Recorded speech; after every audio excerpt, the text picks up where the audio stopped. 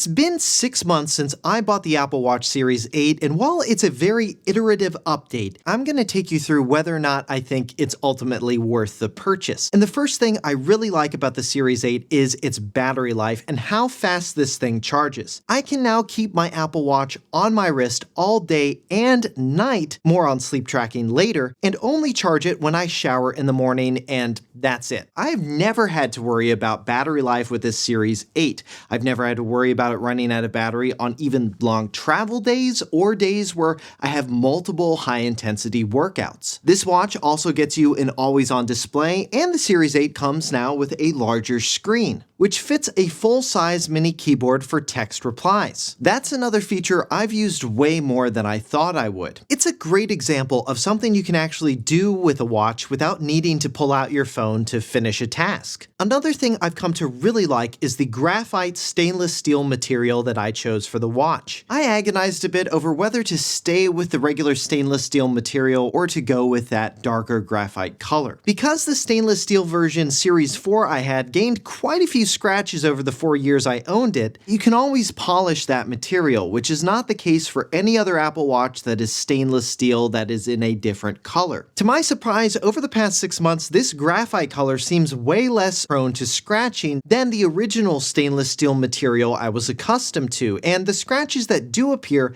haven't been as noticeable. Next, let's talk sleep tracking. In my opinion, sleep is one of the most underrated parts of our lives, and especially our overall health. I've been reading this book called Why We Sleep. Fantastic book. It's not a sponsor. I'll leave it in the description below if you want to learn more. But one of the biggest problems with sleep in general is if you're not getting quality sleep, it can be hard to know that. But thanks to the Apple Watch's sleep stage tracking, you can now know if you're getting quality sleep or not. It not only tracks how long you slept, but also how long you stayed in different stages of sleep, which all do different beneficial things for our bodies. Now, speaking of health features, another health feature of the Apple Watch that I really dig is hearing health. Having a tool that allows me to measure the decibel level of the noise around me is really useful. Now, most of the things that I just went over, they're not new features to the Apple Watch Series 8, and that's because for me, the Apple Watch Series 8 is pretty much an iterative update for what I use my Apple Watch for, which is mainly fitness and sleep tracking, contextual information from the watch face, and then controlling media. The 3 activity circles the Apple Watch shows you, they quickly tell me how I've been doing with my move, exercise, and stand goals, and overall help motivate me to get out and exercise. The watch also has automatic workout detection, which is incredibly useful if you forget to start a workout. It's even kicked on for bike rides, which is pretty smart. Apple this year also added heart rate zones, which can now help you determine the intensity of a workout. One of the best uses I've found for the Apple Watch is being able to show you a ton of information at a glance. Thanks to watch faces like the infographic face, you can now show a lot of information on the watch with complications. And there are quite a few to choose from. And you also have the ability to change the color of them and the rest of the watch face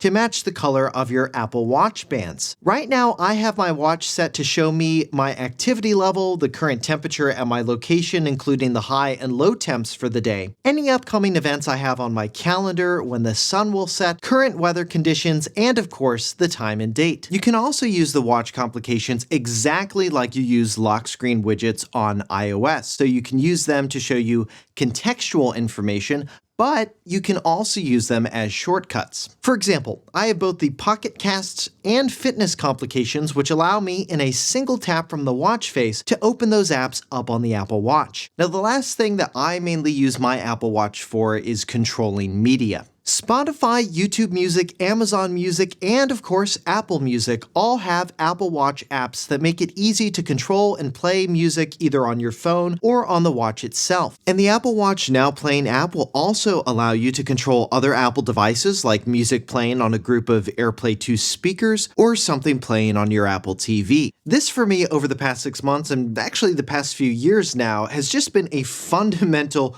core feature of the Apple Watch experience for me. It's a feature that I think the Apple Watch does better than any other device you can get from Apple because the watch is always on my wrist and easily accessible. And the Spotify app in particular is very good because of Spotify Connect. Even if you're playing music from Spotify on a device Apple isn't even aware of, like a Nest Hub, the Spotify Apple Watch app will still let you control that device right from your wrist. Now, one other use for the Apple Watch that can be quite useful is for clearing and responding to notifications. But because notifications just constantly disrupt my focus, this has been something I've relied less on the Apple Watch for over time, and instead what I've done is just turn notifications off for the majority of apps on my phone. Next, let's walk through a few more new things with this Apple Watch, and the first is the temperature sensing for cycle tracking.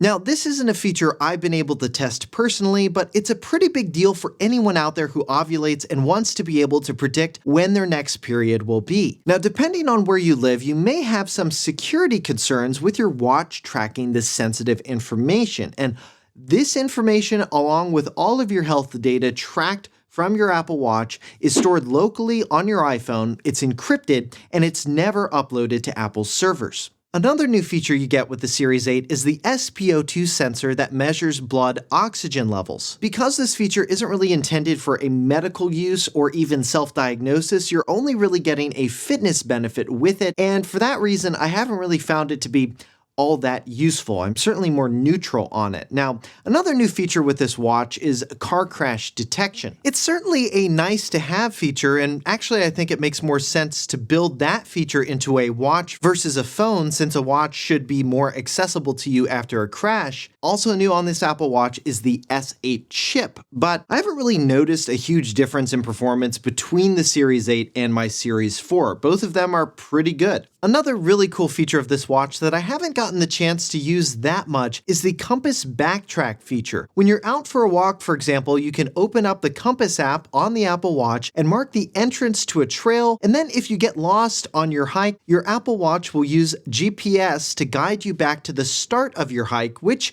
is pretty awesome. Last thing to talk about before I get into downsides is the Apple Watch app. It's well designed, but only something you'll use really when setting up the Apple Watch, and Apple does a great job including a Discover section where you can learn more about how to use your watch. But this is also a reminder that yes, you still do need an iPhone to get an Apple Watch. Alright, now let's go through the things I haven't liked about the Series 8. First up is digital crown misfires. This has been an issue I've actually run into quite frequently with the Series 8, and it's not something I experienced with my previous Apple Watch. When I've got my headphones in and I'm going about my day, and this is almost always when I'm listening to something on my phone, not on the watch itself, the volume on those headphones will just rapidly increase or decrease. Specifically, I notice this when I'm just kind of moving my wrists down. At first, I thought the digital crown was getting caught on clothing and turning up the volume of whatever is playing because I turned on auto launch audio apps on the watch in settings. However, now I've noticed this behavior even when I'm not wearing long sleeves, so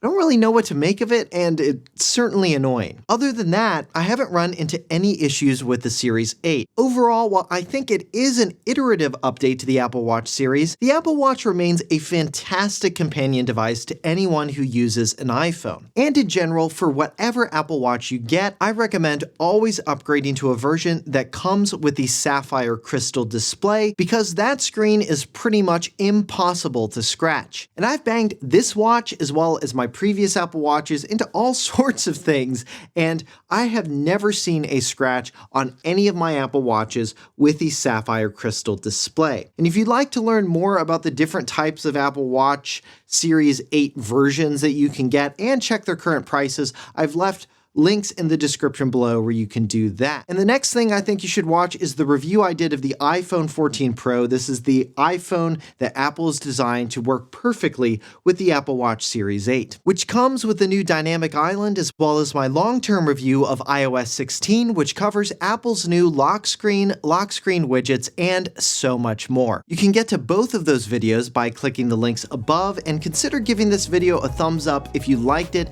and found it helpful. For 6 months later, I'm Josh Tedder. Thanks for watching.